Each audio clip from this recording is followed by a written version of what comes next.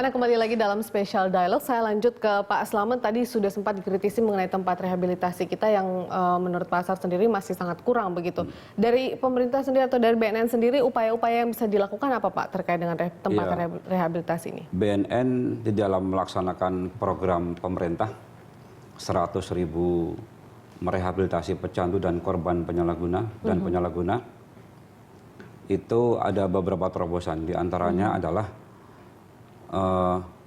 kita bekerjasama dengan TNI dan Polri menggunakan pusdik TNI dan Polri itu sebagai tempat-tempat rehabilitasi.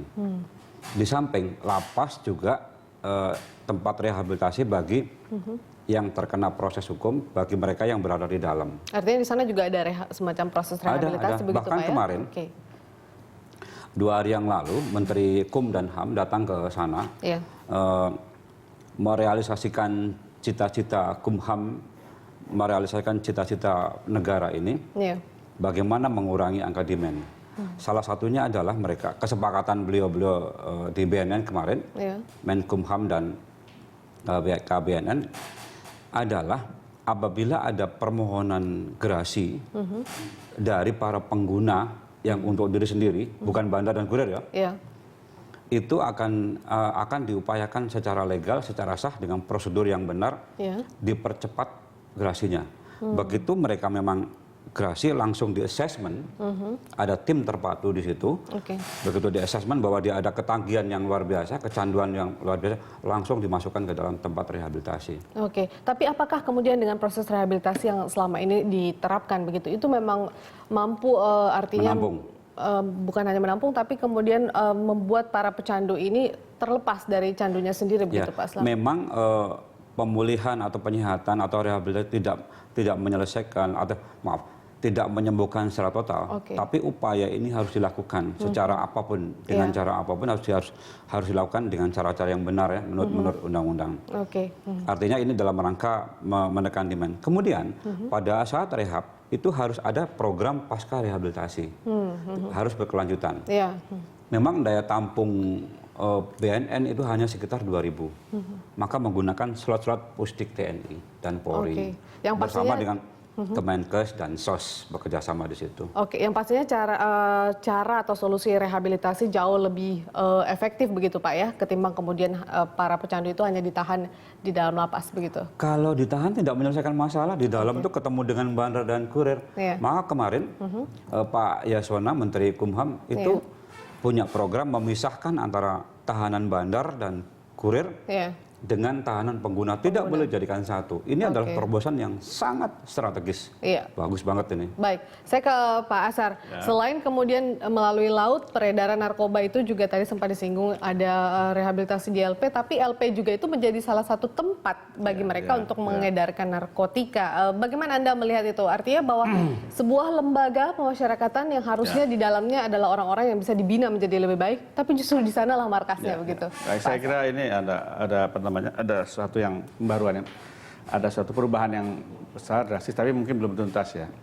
Pada saat yang lalu seluruh baik pengguna maupun dia pengedar itu semuanya masuk jadi tersangka, masukkan semua. Itu jadi, kemudian masalahnya.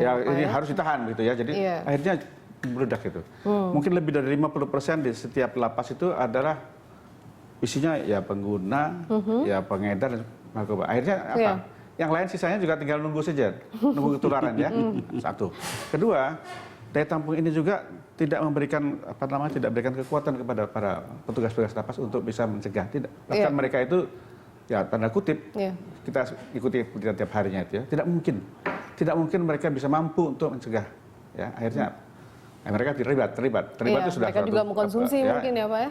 Ya itu udah, kita nggak usah ke sana lah ya. Nah, sekarang ada upaya untuk tidak ditahan, jadi pengguna itu harus direhab dengan melalui asesmen, dan asesmen ini betul-betul asesmen yang betul-betul akurat dan objektif. Hati-hati, asesmen juga bisa disalahgunakan. Profesional, ya, harus betul-betul profesional. Kemudian satu langkah lagi tadi ada ide yang bagus dari Pak Yasona ya, Menteri ya, akan memisahkan para tahanan-tahanan yang napi-napi yang pengedar bandar sindikat semua ke tempat yang khusus gitu ya, yang khusus, tapi tetap mereka adalah dalam kerangka penyelesaian dan mungkin juga pada mereka-mereka yang sudah mempunyai kekuatan tetap untuk melaksanakan hukuman mati. Artinya harus dipisahkan. Tapi pemisahan ini juga hati-hati ya, sebab di mana dipisahkannya selama dia masih bisa berkomunikasi.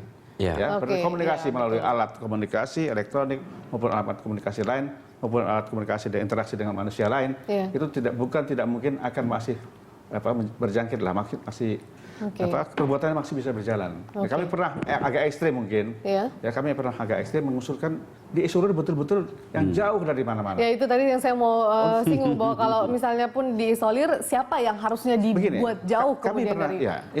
untuk para nabi, ya, yang sudah katakan yang hukuman mati, masuk hidup, mungkin 5 tahun ke atas, dicarikan satu pulau, ya, satu pulau. Saya kira bukan impian, pulau yang betul-betul terisolir dan betul-betul steril, ya. Satu pulau itu hanya memisahkan mereka. Artinya kita bisa memisahkan di situ hubungan komunikasi elektronik, kita bisa betul-betul awasi. Hubungan komunikasi dengan manusia lain pun kita kemanusiaan tetap kita jaga. Bagi mungkin ada keluarga-keluarga yang mau menjenguk, kita akan mulai dari pantai sudah bisa terawasi. Dan para petugasnya juga kita tidak bisa memberatkan kepada sipil. Mungkin tenaga-tenaga dari TNI Angkatan Laut, tenaga dari kepolisian bisa membantu. Dan ini saya kira jumlahnya tidak banyak. Karena dengan memisahkan ini, kita bisa mengurangi tekanan-tekanan peredaran. Kemungkinan untuk itu pun juga lebih kecil ya Pak ya? Saya mengikuti data juga dari kepolisian maupun dari BNN bahwa 70% peredaran gelap narkotik di luar dikendalikan oleh mereka yang ada di lapas dan sudah divonis hukuman mati yang jumlahnya ada kira-kira 100 orang ini, ya, yang oleh Pak Jokowi 64 tidak akan diberikan gerasi dan dilaksanakan. Kita tunggu pelaksanaannya ini. Ini akan sangat signifikan untuk. Kalau begitu kita tidak usah lah ribut-ribut mengenai eksekusi mati ya, lakukan saja begitu mungkin. Baik, kita akan lanjutkan perbincangan di segmen berikutnya. Pemirsa, Spesial Dialog akan kembali sesaat lagi.